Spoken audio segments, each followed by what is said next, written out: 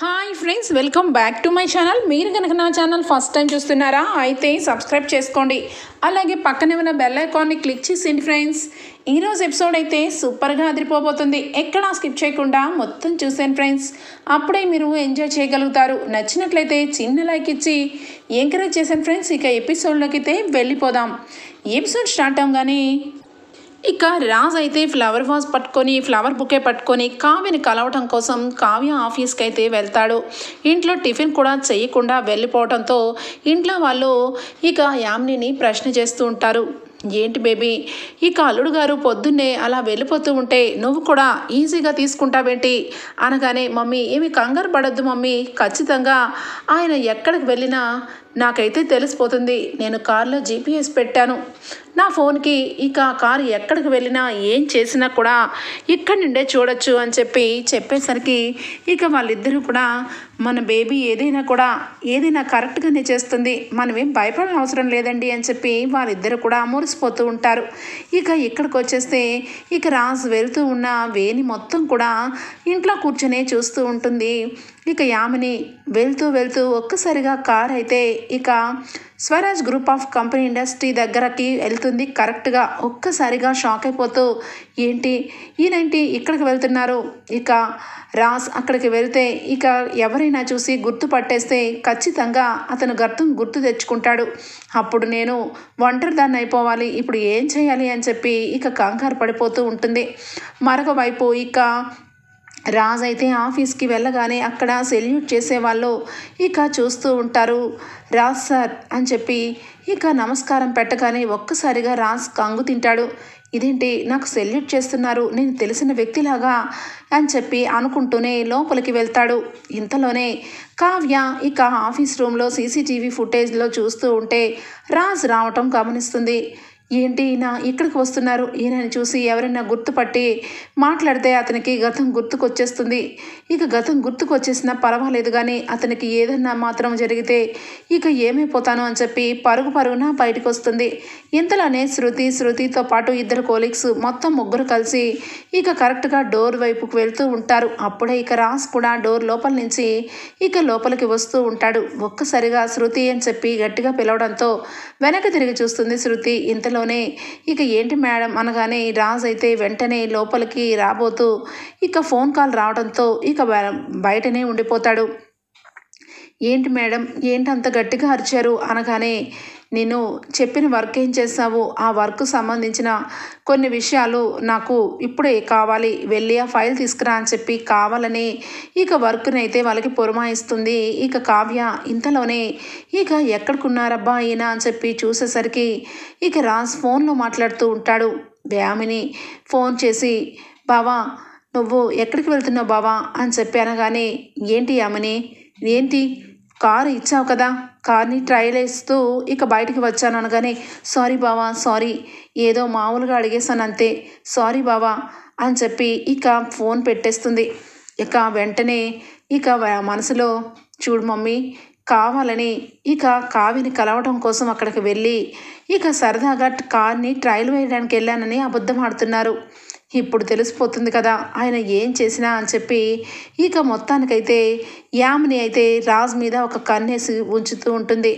రాజ్ ఇక లోపలికి అడుగు పెట్టే లోపలే కావ్య బయటికి కంగారుగా వస్తుంది. ఇక ఏంటండి ఇటు వచ్చారు అని చెప్పి అనగానే, అయ్యో కళావతి గారు మీకెందుకు శ్రమ, నేను లోపలికి రావాలనుకుంటున్నాను కదా అనగానే, అది మీరు ఎందుకు వచ్చారు అని చెప్పి బయటనే నిలబడి మాట్లాడిస్తూ ఉంటుంది. ఇక వెంటనే రాజ్కి ఏమైందండి అనగానే, లేదండి ఎవరైనా చూస్తారు కదా అందుకని అనగానే, నేనేం తప్పు చేస్తున్నానండి, మీరేం తప్పు చేస్తున్నారు, ఎవరైనా చూసినా ఏమవుతుంది అని చెప్పి అనగానే, అంటే అదేమీ లేదండి, కొంచెం బయటికి వెళ్ళాల్సిన పని కూడా ఉంది, అందుకే బయటకు వచ్చానని చెప్పి ఇక అబద్ధం చెప్తూ బయటికి తీసుకొని వస్తుంది.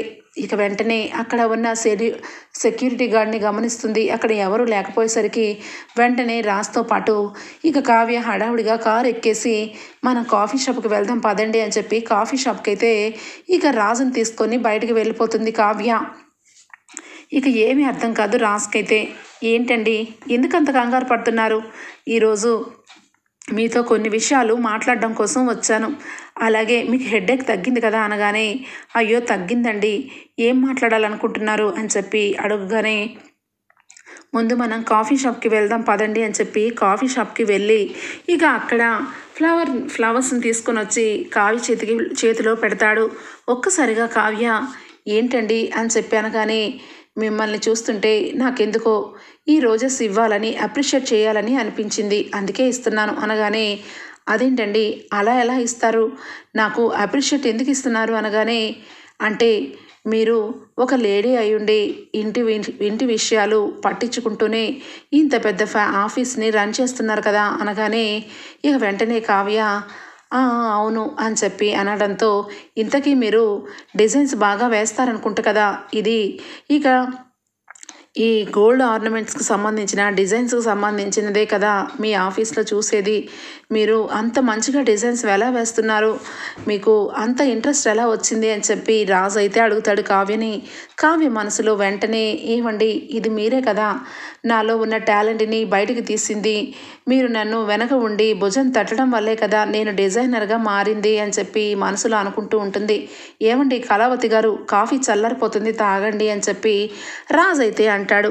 ఇక ఇంతలోనే ఇక కావ్య సైలెంట్గా కాఫీ తాగుతూ ఉంటే కావ్య చేతిలో ఉన్న ఉంగరం షైనింగ్ అయితే రాజ్ మొహాన పడుతూ ఉంటుంది. రాజ్ ఒక్కసారిగా ఇలా చూస్తూ కావ్య చేతిని చూస్తాడు. కావ్య చేతి ఉంగరాన్ని చూస్తాడు. ఏంటి ఏమైందండి అని చెప్పి రాజ్ కావ్య అడగగానే, కళావతి గారు మీరు ఏమీ అనుకోపోయి ఉంటే ఒక్క చిన్న మాట అని చెప్పి అంటాడు. ఏంటి అని చెప్పి కావ్య అడగగానే, మీ చేతిలో ఉన్న ఉంగరాన్ని చూస్తుంటే నాకెందుకో ఏదో గుర్తు చేస్తున్నట్టు అనిపిస్తుందండి, ఈ ఉంగరం చాలా బాగుంది, ఈ రింగ్ మీకు ఎవరు ప్రజెంటేషన్ చేశారా అని చెప్పి రాజ్ అనగానే, ఇక కావ్య వెంటనే ఐడియా వచ్చి, ఇక రాజే కదా ఆ రోజు బూత్ బంగ్లాలో కావ్యకి ప్రజెంటేషన్ చేశారని ఇక వెంటనే కూడా రింగ్ అయితే బయటకు తీస్తుంది. ఇది నాకు ఇష్టమైన వారు నాకు గిఫ్ట్ చేశారు అని చెప్పి అనగానే, ఇక రాజ్ అయితే ఆ ఉంగరాన్ని చేత్తో చూస్తూ ఉంటాడు. కావ్య ఇక ఉన్న పలంగా ఆయనకి గతం గుర్తు చేసే కంటే ఇలాంటి చిన్న చిన్న థింగ్స్ని ఆయనకి కళ్ళబడేలాగా చేసి ఆయన మనసుని ఇక కంట్రోల్గానే గతాన్ని గుర్తు చేయాలి అని చెప్పి డిసైడ్ అయిపోతుంది. ఇక వెంటనే కావ్య, సరేనండి ఏం మాట్లాడాలనుకుంటున్నారు చెప్పండి అని చెప్పి అడగగానే, అదేమీ లేదు కళావతి గారు, నా మనసు ఎందుకో కానీ మిమ్మల్ని చూసినప్పటి నుంచి నాకెందుకో మీరు చాలా దగ్గర వారుగా అనిపిస్తుంది, మీ మాటలు వింటున్నా కూడా నాకు ప్రశాంతంగా అనిపిస్తుంది, నాకు నా గతానికి మీతో ఏదైనా సంబంధం ఉందేమో ఆ విషయం తెలుసుకుందామని మీ దగ్గరికి వచ్చాను. మీరేమో అసలు కనీసం ఒక్కసారి కూడా నా గతంలో మీరు ఉన్నారా లేరని అడుగుతున్నా కూడా సమాధానం చెప్పట్లేదు. చెప్పండి, నా గతంలో మీకు భాగమేమైనా ఉందా, నా విషయంలో మీరు కనిపించిన ప్రతిసారి నాకెందుకు ఇంతగా తెలిసిన మనిషి లాంటి ఫీలింగ్ కలుగుతుంది అని చెప్పి రాజ్ అయితే అడుగుతాడు. ఆ మాటలకి కావ్య ఏమీ సమాధానం చెప్పలేదు. ఇక వెంటనే కావ్యం చూసి రాజ్ అయితే, మీతో ఇలా మాట్లాడుతూ ఉంటే చాలా ప్రశాంతంగా ఉంటుందండి, మీరు సైలెంట్గా ఉన్నారంటేనే అర్థమైంది మీకు నాకు గతంలో ఏ పరిచయం లేదని అనగానే, ఇక కావ్య అమ్మయ్య భగవంతుడా, ఈయన నన్ను పదే అడుగుతుంటే నా మనసులో బాధ కలిగి ఈయన ముందు బయట పడిపోతానేమోనని భయపడుతున్నాను, టెన్షన్ పడుతున్నాను అని చెప్పి ఇక అంటూ ఉంటుంది. ఇక ఇంతలోనే ఇద్దరు మాట్లాడుకున్న టైంలోనే కరెక్ట్గా ఒక అతనైతే వస్తాడు. వచ్చి, నమస్తే సార్, నమస్తే మేడం, నన్ను గుర్తుపట్టారా అని చెప్పి అనగానే ఒక్కసారిగా రాజ్ ఇక కావ్య చూస్తారు.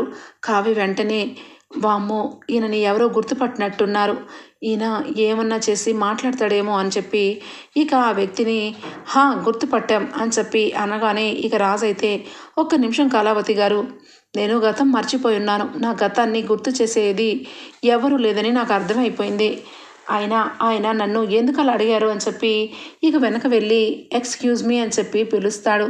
కావ్య మనసులో దండం పెట్టుకుంటూ ఉంటుంది, రాజ్కి ఎలాంటి ప్రమాదం జరగకూడదని.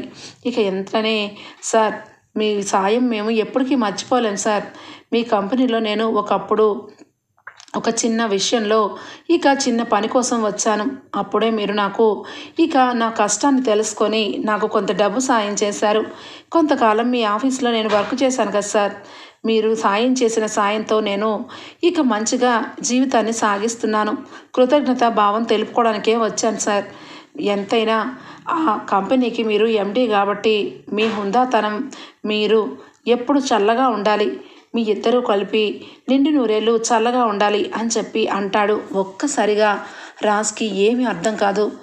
ఏంటి పక్కనే ఉన్న కళావతి గారిని నన్ను కలకాలం చల్లగా ఉండమని చెప్తున్నాడు అని చెప్పి ఇక వెంటనే రాజు అయితే షాక్ అయిపోతాడు. ఇక కావ్య అయితే వెంటనే రాజు వంక చూస్తూ ఉంటుంది. ఇక అతనైతే అక్కడి నుంచి వెళ్ళిపోతాడు. కావ్య సీక్రెట్గా పంపించేస్తుంది. ఇక రాజు అయితే ఏంటి అసలు నేను సాయం చేశాను అంటున్నాడు, మన ఇద్దరికి ఏదో సంబంధం ఉన్నట్టుగా మాట్లాడుతున్నాడు, ఏంటి కళావతి గారు మీరు మాత్రం ఏమీ చెప్పట్లేదు, చెప్పండి అని చెప్పి అడుగుతాడు మరొకసారి. ఇక కావ్య మాత్రం ఎట్టి పరిస్థితుల్లోనూ ఇక చెప్పకూడదని ఫిక్స్ అయ్యి ఏమీ లేదండి, సరే కానీ నాకు కొంచెం వర్క్ ఉందండి, నేను వెళ్ళొస్తాను, ఈసారి మళ్ళా కలుద్దామని చెప్పి కావ్య అయితే ఇక అక్కడి నుంచి వెళ్ళిపోతుంది. ఇక కావ్య మనసులో చాలా బాధపడుతూ ఉంటుంది. ఇదెక్కడి జీవితం రా భగవంతుడా, ఆయన గతం మర్చిపోయారు, ఆయనని గతం గుర్తు చేయాలనుకుంటే మనసులో ఒక రకమైన భయం, ఆయనకి ఏమైపోతుందానని. అలా అని చెప్పి ఆయన ఆ రకంగా దీనంగా అడుగుతుంటే మనసు ఒప్పుకోలేకపోతుంది అని చెప్పి ఇక అక్కడి నుంచి కారు వేసుకొని కావ్య బయలుదేరిపోతుంది. ఇక రాజు వెంటనే ఇక ఏదో జరిగింది, నాకు ఈ కళావతి గారికి ఏదో పెద్ద సంబంధమే ఉంది, కానీ ఈ విషయం మాత్రం క్లారిటీగా చెప్పట్లేదు, నేనే తెలుసుకోవాలి, కళావతి గారికి నాకు ఏదో పెద్ద సంబంధమే ఉంది అని చెప్పి గట్టిగా ఫిక్స్ అయిపోతాడు. ఇక మొత్తానికైతే యామిని వాళ్ళ అమ్మ నాన్నతో చూడండి మమ్మీ డాడీ మీరిద్దరూ నా శ్రేయోభిలాషగా నా మంచి కోరుకునే వాళ్ళైతే నాకు అలాగే రాజ్కి ఇంకా ఎప్పుడో పెళ్లి చేయడం కాదు, పెళ్ళిని రేపే పెట్టించి రేపే నాకు అలాగే రాజ్కి పెళ్లి జరిగిపోయేలాగా చెయ్యండి, లేదంటే చాలా డేంజర్, తను ఆఫీస్కి వెళ్ళాడు, అక్కడ ఏదో రకంగా అక్కడి నుంచి బయటికి వచ్చే ప్రయత్నమే చేస్తాడు అనగానే నీకెలా తెలుసు బేబీ, ఖచ్చితంగా ఆఫీస్లో వాళ్ళు గుర్తుపట్టి రాజ్ బతికే ఉన్నాడని వాళ్ళ ఇంటికి తీసుకొని వెళ్తే ఏం చేస్తావు అనగానే అదేమీ జరగదు మమ్మీ, ఎందుకంటే ఖచ్చితంగా కావ్య అలా జరగడానికి వీలు లేకుండా అడ్డుపడుతుంది, ఎందుకంటే కావ్య మనసులో బాగా భయాన్ని డాక్టర్ ద్వారా నింపించాను, రాజ్కి ఎట్టి పరిస్థితుల్లోనూ గతం గుర్తుకొస్తే ఆ గతం ఎవరైనా గుర్తు చేస్తే మాత్రం రాజ్కి ప్రాణానికే ప్రమాదం అని డాక్టర్ చేత చెప్పించాను, అందువల్ల తను ఖచ్చితంగా ఇక ఎవరికంట కనబడకుండానే బయటకు తీసుకెళ్ళిపోయింది, కారుని నేను చూశాను, కారు వెంటనే కెఫేలోకి వెళ్ళింది అని చెప్పాను. కానీ అవునా బేబీ చాలా మంచి పని చేసావు, ఈ జీపీఎస్ పెట్టి చాలా మంచి పని చేసావు బేబీ అని చెప్పి ఇద్దరు అంటూ ఉంటారు. ఇంతలోనే ఇక రాజు అయితే ఇంటికి వస్తాడు. బావా ఏంటి బావా ఎక్కడికి వెళ్ళొచ్చావు, నువ్వు నిన్నేదో అనుమానిస్తున్నానని కాదు, కానీ ఇక నాకు బోరుగా అనిపించింది బావా, నీతో మాట్లాడాలనిపించింది, చిన్నప్పటి నుంచే అంతే కదా బావా, నేను ఎప్పుడు నీ వెనకాలే తిరిగాను అని చెప్పి రాజ్ని నమ్మి ప్రయత్నం చేపిస్తూ ఉంటుంది. ఇక అల్లుడు గారు మీరు ఇక బయటకు వెళ్ళినట్టున్నారు, ఇక మీతో కొంచెం మాట్లాడాలి, ఇక పెళ్ళిని ముహూర్తాలకి పంతులు గారిని పిలిపించాలనుకుంటున్నాం, మీరేమంటారు అని చెప్పాను. కానీ రాజ్ ఇక వెంటనే ఇప్పుడైనా అది కొన్ని రోజులు ఆగినాకైతే బాగుంటుంది కదా అనగానే అల్లుడు గారు ఇప్పుడైతేనే ముహూర్తాలు ఉన్నాయి, లేదంటే 1 సంవత్సరం వరకు ముహూర్తాలు లేవు అల్లుడు గారు, అమ్మాయికి నీకు పెళ్లి చేస్తే నా బాధ్యత తీరిపోతుంది, నాకు మీరు ఇచ్చిన మాటని మీరు కూడా నిలబెట్టుకున్నట్టు ఉంటుంది కదా అని చెప్పి ఇక యామిని తండ్రి అనడంతో రాజ్ మనసులో ఒక్కసారిగా ఇక పెళ్లి చేసుకోవాలని అనిపించదు, కానీ అంకుల్కి మాట ఇచ్చాను, ఈ యామినితో నా జీవితం ఎలా ఉంటుందో ఏంటో, ప్రతి చిన్న విషయంలోనూ యామిని ఏ పని చేసినా నాకు నచ్చట్లేదు, నా మనసు నిండా కళావతి గారే ఉంటున్నారు, అసలు ఏం జరుగుతుందో తెలుసుకోవాలి, 2 రోజులు టైం ఉంది కాబట్టి ఈ లోపల కళావతి గారు నాకు ఏమవుతారు నేను తెలుసుకోవాలి అని చెప్పి రాజ్ అయితే సరేనని చెప్పి వెళ్ళిపోతాడు రూమ్లోకి. ఇక వెంటనే బావా ఎక్కడికి వెళ్ళావు బావా అని చెప్పి మళ్ళీ అడుగుతుంది. ఇక వెంటనే రాజ్ అయితే ఇక అది నేను అని చెప్పి నేను కెఫేకి వెళ్ళాను, కాఫీ తాగాను అనగానే బావా ఒక్కడివే ఎలా వెళ్ళావు, నేను కూడా కంపెనీ చేసేవాడిని కదా అనగానే ఏం పర్వాలేదు నేను ఒక్కడనే వెళ్ళాను అని చెప్పి ఇక అక్కడి నుంచి లోపలికి వెళ్ళిపోతాడు. చూశారు కదా మమ్మీ రాజ్ వెంటనే ఎలా అబద్ధం ఆడారో, నాకు బాగా అర్థమవుతుంది ఏంటి అంటే ఆ కళావతిని రాజ్ మర్చిపోలేకపోతున్నాడు, గతం మర్చిపోయినా దాని మొహాన్ని దాని మాట తీరుని రాజ్ ప్రేమిస్తున్నాడు, అది నాకు అర్థమైంది, ఈరోజు ఫ్లవర్స్తో తీసుకొని వెళ్ళి ఆ కావికి ఇచ్చాడు, రేపటి రోజు ఇక కళావతి అని చెప్పి తన దగ్గరే ఉండిపోవచ్చు అందుకే పెళ్లి ముహూర్తాలు పెట్టించమన్నాను. రాజ్ చిటికలో అబద్ధం ఆడాడు. ఇక నేను ఎట్టి పరిస్థితిలోనూ ఈ విషయం లేట్ చేయకూడదు.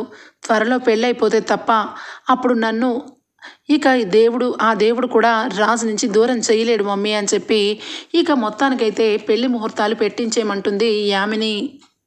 నా దగ్గర నుంచి కళావతి గారు ఎందుకో కానీ ఇబ్బంది పడుతున్నారు.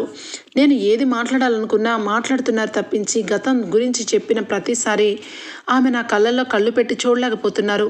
అది కూడా అతను నన్ను ఇక బాగున్నారు, మీరు చల్లగా ఉండాలి, కలకాలం మీరు నాకు సహాయం చేశారన్నారు. అంతా నేను అలాగే కళావతి ఇద్దరం సంతోషంగా ఉండాలని ఎందుకు కోరుకున్నాడు అంటే మేమిద్దరం దగ్గర రిలేషన్లో ఉన్నప్పుడు ఆయనకి సహాయం చేశామా? మరి ఏమి నా దగ్గర కళావతి ఎందుకు దాచిపెడుతుంది? అలా అని చెప్పి నెట్టగా నిలదీయలేకపోతున్నాను. ఇప్పుడు నేను ఏం చేస్తే నా గతం గుర్తుకొస్తుంది అని చెప్పి ఇక ఏదైతేనేమైంది నేను ఇక వెంటనే కావ్యకి తెలియకుండానే ఇక కళావతి వెనకాలే ఉండి ఫాలో చేయాలి. నా జీవితంలో తన భాగం ఏంటన్నది నేను తెలుసుకోవాలి అని చెప్పి రాజ్ అయితే ఇక సీక్రెట్గా కావ్యని ఏ రకంగా మాట్లాడితే కావ్య నిజాలు చెప్తుందో ఆ రకంగా మాట్లాడడానికి ట్రై చేయడం కోసం ఇక ఫోన్ చేస్తాడు. ఫోన్ చేయగానే కావ్య ఏమండి చెప్పండి అనగానే, చూడండి కళావతి గారు, మీరు నిజంగా ఒక మాట అడుగుతాను, నిజం చెప్పండి అని చెప్పి అనగానే ఇక వెంటనే కళావతి చెప్పండి మీరు ఏం అడగబోతున్నారు అని చెప్పి కంగారు పడుతూ ఉంటే అర్థమవుతుంది మీరు కంగారు పడుతున్నారు అంటే ఖచ్చితంగా ఏదో జరిగింది, అది మీరు నా దగ్గర చెప్పలేకపోతున్నారు. తెలుసుకుంటాను, త్వరలోనే తెలుసుకుంటాను. నాకు నేను ఎవరిని అన్నది తెలుసుకొని అప్పుడు నేను నిలదీస్తాను అని చెప్పి రాజ్ అయితే ఇక వెంటనే నెక్స్ట్ డే మార్నింగే ఇంట్లో ఎవరు లేగకముందే ఇక వాచ్మెన్ దగ్గరికి అయితే వెళ్తాడు. నమస్తే సార్ అని చెప్పి మళ్ళా సెల్యూట్ చేస్తాడు. ఇక వాచ్మెన్ దగ్గరికి వెళ్ళి సెక్యూరిటీ గార్డ్ దగ్గరికి వెళ్ళి నేను నీకు తెలుసా అనగానే, అదేంటి అయ్యగారు మీరు నాకు తెలియపోవడం ఏంటి, మీరు ఈ కంపెనీకే ఎండి కదా అని చెప్పి ఒక్కసారిగా ఇక విషయం బయట పెడతాడు.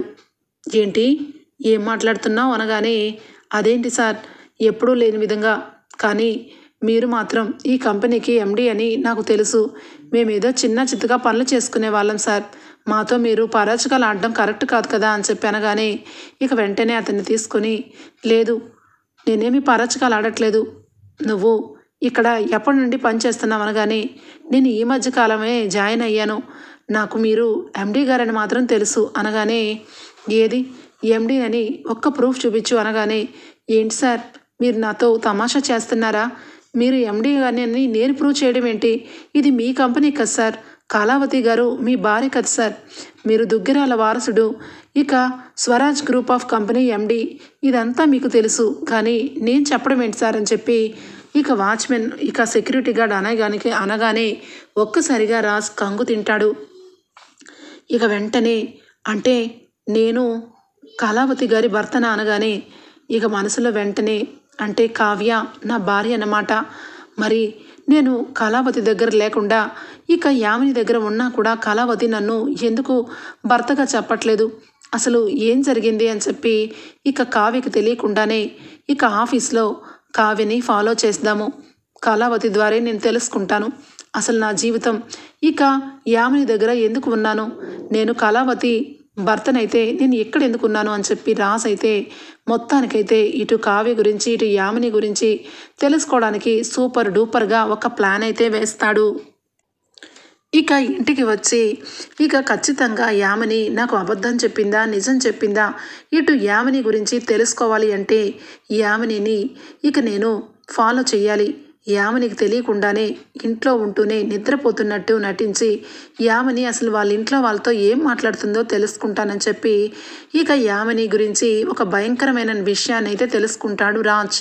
ఇక తల్లిదండ్రులు ఇద్దరు కూడా, బేబీ ఇక మనకి పెళ్ళికి ఇంకా ఎక్కువ టైం లేదు, శారీస్ అన్నీ కొనుక్కోవాలి, ఆ కళావతిని పిలుస్తావా ఏంటి కొంపతీసి, ఎవరిని పిలవట్లేదని చెప్పి అల్లుడు గారికి చెప్పు, లేదంటే కళావతిని తీసుకొని వచ్చినా వస్తాడు, అది ఎదురుగా ఉంటే తాళి కట్టలేక ఇక ఆపేస్తాడు అనగానే, లేదు మమ్మీ రాజ్ ఇంకెప్పటికీ గతం గుర్తు తెచ్చుకోలేడు, ఆ కావ్యని ఒక ఫ్రెండ్ లాగే చూస్తున్నాడు, అనవసరంగా మనమే లేనిపోని హైప్ ఇచ్చి ఆ కావ్యని ఇక ఏదో అని చెప్పి మనం అనుకుంటే గతం మొత్తం గుర్తుకొచ్చేస్తుంది, రాజ్ నన్ను జీవితంలో మొహం కూడా చూపించడు, అసలే నన్ను రాజ్ ఒక జీవితంలో ఒకసారి నన్ను వదిలేశాడు, ఆ కావ్యని పెళ్లి చేసుకున్నాడు.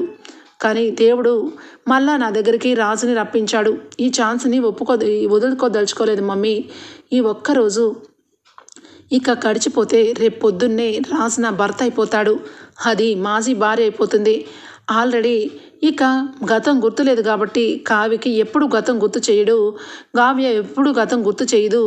రాజ్ ఎప్పటికీ నావాడే. ఈ రోజు నుంచి నేను ఫుల్ ఫ్రీడమ్గా ఉంటాను. రాజ్ ఎక్కడికి వెళ్ళినా నాకు అభ్యంతరం లేదు, ఎందుకంటే రాజ్ నావాడు కాబోతున్నాడు కాబట్టి అని చెప్పి ఇక వాళ్ళ తల్లిదండ్రులతో ఈ రాజ్ గురించి ఇక మాట్లాడుతూ ఉంటే ఒక్కసారిగా ఇక రాజ్కి నిజం అంతా తెలిసిపోతుంది.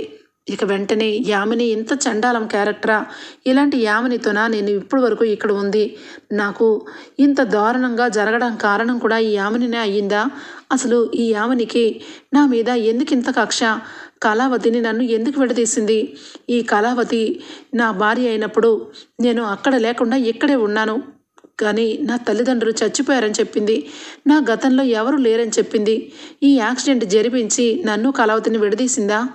కళావతి గారు, మీ దగ్గరికి వస్తున్నాను, ఇక మీరు మీ వెనకాల ఏం చెప్తున్నారో ఏం జరుగుతుందో చూస్తాను అని చెప్పి ఇక రాజ్ అయితే ఇక నెక్స్ట్ డే మినిట్ ఒక్క నిమిషం కూడా ఆలోచించకుండా కావ్య దగ్గరికి అయితే బయలుదేరుతాడు.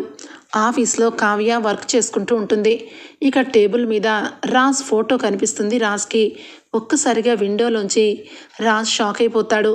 ఇక రాజ్ని చూస్తూ, ఏమండి మీరు గతం మర్చిపోయారు, కానీ నా మొహాన్ని మాత్రం మీరు మర్చిపోలేదు, అందుకే కదా మీరు నన్ను చూసిన ప్రతిసారి మీరు నాకు దగ్గర మనుషులా అనిపిస్తున్నారు అంటున్నారు. కానీ నన్ను క్షమించండి, మీకు మీరే గతం గుర్తు తెచ్చుకొని మీరు మీ ప్రాణాలు కాపాడుకోవాలని నేను ఈ విషయం చెప్పట్లేదు అని చెప్పి ఇక రాజ్ని చూస్తూ ఏడుస్తూ ఇక ఫైల్స్ అయితే తిరిగేస్తూ ఉంటుంది. ఇక రాజ్కి మొత్తం అర్థమైపోతుంది, కళావతి నా భార్య అన్నమాట. ఇక కళావతి నా భార్య అయినప్పుడు నేను యామినిని పెళ్లి చేసుకోవడం ఏంటి, యామిని దగ్గర ఉండడం ఏంటి, నా జీవితంలో కళావతి తప్ప నాకు ఎవరు వద్దు, నా గతంలో ఏం జరిగిందో నాకు తెలీదు, కానీ నా గతంలో నా భార్య కళావతి అని అన్న ఒక్క మాట మాత్రం నాకు అర్థమైంది, తన స్పర్శే నాకు తెలిసింది అని చెప్పి రాజ్ అయితే ఇక కావ్య గురించి నిజం తెలుసుకుంటాడు. ఇటు నా భార్య కళావతినే, ఇటు యామిని ఇక నాకు ఏమీ కాదన్నమాట అని చెప్పి రాజ్ అయితే ఇక నిజం తెలుసుకొని ఇక కావ్య రూమ్లోకి అయితే వెళ్తాడు. కావ్య అప్పటికే బాధపడుతూ ఏడుస్తూ ఒక్కసారిగా రాజ్ ఫోటోని పక్కన పెట్టేస్తుంది. రాజుని చూస్తుంది. ఏమండి కళావతి గారు, సర్ప్రైజ్ చేశానా అని చెప్పి రాజ్ అనగానే, యా అయినా మీరేంటి, మీరు రావడం చూసారా అని చెప్పి కంగారు పడుతూ ఉంటుంది కావ్య. అదేమీ లేదండి, కానీ మీతో కొంచెం మాట్లాడాలని వచ్చాను, ఇక నా పెళ్ళి జరగబోతుందని మీకు చెప్పాలని వచ్చాను అని చెప్పి రాజ్ అయితే ఇక కావ్యకి ఇక టెస్ట్ పెడతాడు. ఇక కావ్య వెంటనే ఒక్కసారిగా కళ్ళ వెంట నీళ్లు పెట్టుకొని కళ్ళు కవర్ చేసుకుంటూ, ఏం మాట్లాడుతున్నారు అనగానే, అవునండి నా చిన్నప్పటి నుంచి నా మరదల్ని నేను పెళ్లి చేసుకోబోతున్నాను, యామినిని పెళ్లి చేసుకుంటున్నాను, మీరు నా పెళ్ళికి తప్పకుండా రావాలి అని చెప్పి అంటాడు. ఆ మాటకి కావ్య ఏమి మాట్లాడలేక ఇక అలానే అన్యాయంగా మొహం పెట్టుకొని ఇక సరేనండి తప్పకుండా అనగానే, చూడు కళావతి, నువ్వెంత పిచ్చిదానివి, నీ భర్తను నేను, నువ్వు నా భార్యవి, అయినా కూడా నా ప్రాణాల కోసం నువ్వు ఇంత బాధని దిగమింగుకొని నా ప్రాణాల కోసం కేవలం నీ లోపలే ఇంత బాధను దిగమింగుకుంటావా, నీకు న్యాయం జరగాలి, మనిద్దరం ఒక్కటవ్వాలి, ఆ యామిని ఎలాంటిదో, యామిని క్యారెక్టర్ ఏంటో తెలుసుకోవడానికే ఈ పెళ్లి నాటకం, పెళ్లి పీటల మీద ఆ యామినిని ఏ విధంగా నేను చేస్తానో అప్పుడు తెలుస్తుంది అని చెప్పి తప్పకుండా రావాలి అని చెప్పి అంటాడు. ఇక వెంటనే రాజ్ ఇక అక్కడి నుంచి వచ్చేస్తాడు. ఇక ఏమీ తెలియనట్టుగానే రాజ్ ప్రవర్తన విధానం అయితే ఉంటుంది. రాజ్కి గతం గుర్తుకు రాకపోయినా గతంలో కళావతి నా భార్య అని చెప్పి ఇక తెలుసుకోవడం వల్ల ఇటు యామిని ఎనిమినా లేదంటే అసలు యామిని ఎందుకు తనని ఈ రకంగా చేసింది అన్నది తెలుసుకోవడం కోసం ఇక ప్రయత్నం జరుపుతాడు. ఇక బావా, మన పెళ్ళికి ఎవరూ వద్దు, మనమే ఇద్దరమే. ఎందుకంటే ఈ సిచ్యువేషన్లో నీకు యాక్సిడెంట్ అయింది కాబట్టి ఇప్పుడు అందరినీ పిలిచి ఇలా పెద్దగా చేసుకోవడం నాకు ఇష్టం లేదు బావా. కావాలంటే తర్వాత పిల్లలు పుట్టిన తర్వాత మనం ఎవరికి పెద్దగా సెలబ్రేట్ చేసుకుందాం బావా అని చెప్పి అంటుంది. సరేనని చెప్పి రాజ్ కూడా ఓకే చేస్తాడు. ఇక వెంటనే రాజ్ అయితే, అవును యామిని, మనం ఏ ఇయర్లో చదువుకున్నాము, ఏ ఇయర్ అంటారు అని చెప్పి అనగానే ఇక వెంటనే అదేంటి బావా ఇప్పుడు ఎందుకు వచ్చిందో అనుమానం అనగానే అదేమీ లేదు, మన స్కూల్లో మొన్న చూపించావు కదా ఆ ఇయర్ నుంచి మన ఇంటర్మీడియట్ డిగ్రీ అన్నీ నేను ఎక్కడ చదువుకున్నాను అని చెప్పి రాజ్ అడుగుతాడు. ఇక వెంటనే ఇక రాజ్ డిగ్రీ చదివిన రోజుల్లో యామినికి తెలుసు కాబట్టి ఇక ఆ ఇయర్ అయితే చెప్పేస్తుంది. ఇక చెప్పేసి పెళ్లి హడావుల్లోకి వెళ్ళిపోతుంది. సరే యామిని అని చెప్పి రాజ్ అయితే ఏమీ తెలియనట్టుగానే నటించి మొత్తానికైతే ఆ ఇయర్లో సంబంధించిన ఇక ఆ కాలేజీకి సంబంధించిన కొన్ని విషయాలైతే ఇక ఫేస్బుక్స్లో అన్నిట్లోనూ టెస్ట్ అన్నీ కూడా చూస్తాడు, గమనిస్తూ ఉంటాడు. ఇక ఒక్కసారిగా రాజ్తో పాటు ఉన్న ఫ్రెండ్ సర్కిల్ అందరినీ చూస్తాడు. అందరినీ చూసి ఇక అక్కడ శ్వేత కూడా కనిపిస్తుంది. శ్వేత, తిను నాతో చాలా క్లోజ్గా దిగిన ఫొటోస్ ఉన్నాయేంటి? ఈ అమ్మాయిని నేను ఒక్కసారి మీట్ అయితే చాలు, మొత్తం నాకు ఏం జరిగింది ఏంటి అన్నది తెలిసిపోతుంది అని చెప్పి ఇక శ్వేతకి కాల్ చేస్తాడు రాజ్. ఇక శ్వేత, రాజ్ రాజ్ నువ్వు బ్రతికి ఉన్నావా రాజ్? నిజంగా నువ్వు చనిపోయావేమోనని చాలా బాధపడ్డాను రాజ్. నీ జీవితంలో నువ్వు కాలావతి ఇద్దరు క్షేమంగా ఉండాలి. కాలావతి నువ్వు లేకపోతే అన్యాయం అయిపోతుంది అని చెప్పి ఇక మాట్లాడుతూ ఉంటుంది. సరే కానీ శ్వేత, నిజానికి నేను ఒక విషయం చెప్పాలనుకుంటున్నాను. నా జీవితంలో కాలేజ్ టైమింగ్స్నప్పుడు యామిని నన్ను ఏ రకంగా చూసేది అనగానే అదేంటి రాజ్ అలా అడుగుతున్నావు? యామిని నిన్ను ఒక ఘోరంగా నిన్ను భయపెట్టేది, బెదిరించేది. కేవలం ఐ లవ్ యూ చెప్పినంత మాత్రాన శాశ్వతంగా అందరూ దూరం అయిపోయి తనతోనే నీ లైఫ్ అంతా గడపాలని ఇక నీకు చాలా చుక్కలు చూపించేది కదా రాజ్. అయినా తన గురించి ఎందుకు ఇప్పుడు అనగానే ఒక్కసారిగా రాజ్కి యామిని గురించి పెట్టిన టార్చర్ అంతా శ్వేత నోటితో చెప్తూ ఉంటే గుండె తరిక్కిపోతుంది రాజ్కి. ఒక్కసారిగా సరే శ్వేత, నువ్వు ఉన్న పలంగా ఎక్కడ ఉన్నా కూడా పలానా ప్లేస్కి రా, నీతో చాలా పని ఉంది అని చెప్పి శ్వేతకి ఇక చెప్తాడు. శ్వేత రాజు బ్రతికే ఉన్నాడనే ఆనందంతో ఇక కావ్యకి కూడా ఎలాగో నాకు అందుకే కాల్ చేయలేదేమోనని చెప్పి రాజుని కలవడం కోసం కరెక్ట్గా వస్తుంది. ఇక అదే టైంలో కావ్య కూడా పెళ్ళి అని చెప్పేసరికి ఇక ఏమీ అనలేక ఏం చేస్తుందా కావ్య, అసలు ఏం చేయబోతుందా తెలుసుకుందామని రాజ్ అయితే ఇక అలా చెప్పడంతో కావ్య బాధపడుతూ ఏడుస్తూ అప్పుకి చెప్తుంది. అప్పు, ఈరోజు మీ బావ ఆ యామినిని పెళ్లి చేసుకోబోతున్నారంట. అతనికి గతం గుర్తులేదు, గతంలో ఏం జరిగిందో చెప్పాలన్న ధైర్యం లేదు, ఏం చేయమంటావే అనగానే ఇక వెంటనే ఈ లోపల ఇక సుభాష్ చాలా సీరియస్గా, అమ్మ కావ్య, ఎందుకమ్మా నీకు నా కొడుకు అంటే ఎంత ప్రేమ? నా కొడుకు ప్రాణాలు కాపాడడం కోసం చివరాఖరికి వాడు వేరొక అమ్మాయిని పెళ్లి చేసుకోపోతున్నా కూడా నువ్వు ఇలానే ఉంటావా? వాడు ప్రాణాలతో బ్రతుకుతాడు, వాడికి నీ ప్రేమే బ్రతికిస్తుంది.